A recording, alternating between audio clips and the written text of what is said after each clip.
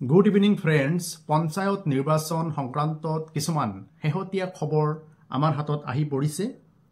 হেহতীয়া খবৰৰ ভিতৰত হৈছে যোৱা 7/1/2025 ইংৰাজী তাৰিখত অনাৰেবল গুৱাহাটী হাইকোৰ্টত দাখিল হোৱা পঞ্চায়ত নিৰ্বাচন সংক্ৰান্তত আৰু সীমা নিৰ্ধাৰণ সংক্ৰান্তত গোচৰবোৰ শুনানি অনুষ্ঠিত হোৱাৰ কথা আছিল যদিও বিশেষ কাৰণত সেই শুনানিবোৰ অনুষ্ঠিত নহল, কিন্তু পৰৱৰ্তী সময়ত অহা 10/1/2025 ইংৰাজী তাৰিখ শুক্ৰবাৰ দিনা অনাৰেবল গুৱাহাটী হাইকোৰ্টত পঞ্চায়তৰ সীমা নিৰ্ধাৰণ আৰু আগন্তুক পঞ্চায়ত নিৰ্বাচন সংক্ৰান্তত গোচৰৰ শুনানি অনুষ্ঠিত হ'ব।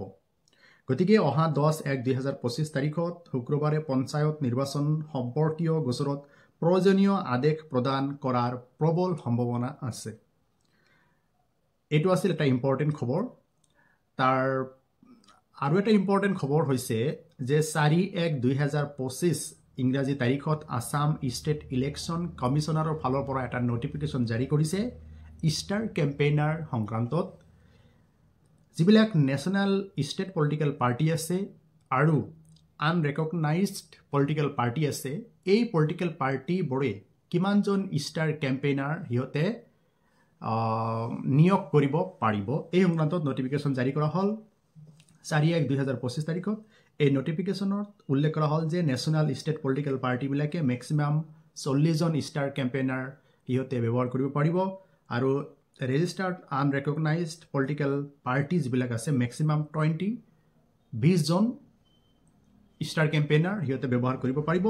ষ্টাৰ কেম্পেইনাৰবিলাকৰ লিষ্টটো ইলেকশ্যন নটিফিকেশ্যন জাৰি হোৱাৰ 7 দিনৰ ভিতৰত আসাম ষ্টেট ইলেকশ্যন কমিশ্যনাৰৰ হাতত জমা দিব লাগিব আৰু ষ্টাৰ কেম্পেইনাৰবিলাকে য'ত মেইল মিটিং কৰিব, মেইল মিটিং কৰাৰ 48 ঘণ্টাৰ আগতে কনচাৰ্ণ ডিষ্ট্ৰিক্ট ইলেকশ্যন অথৰিটিক জনাব লাগিব যে অমুক ষ্টাৰ কেম্পেইনাৰে অমুক ঠাইত নিৰ্বাচনী প্ৰচাৰ চলাব। গতিকে এয়া আছিল শেহতীয়া পঞ্চায়ত নিৰ্বাচন সংক্ৰান্তত শেহতীয়া আপডেট আপোনালোকক জনালোঁ, অৱগত কৰিলোঁ। আপোনালোকে ৰেগুলাৰলি মোৰ চেনেল চাই থাকিব আৰু আপোনালোকে পঞ্চায়ত ৰিলেটেড যিকোনো খবৰ অতি সোনকালে আপোনালোকৰ জনোৱাৰ কাৰণে আমি চেষ্টা কৰি থাকিম। যদি ভিডিঅ'বোৰ ভাল লাগিছে আপোনালোকে লাইক, কমেণ্ট আৰু শ্বেয়াৰ কৰিব। ধন্যবাদ।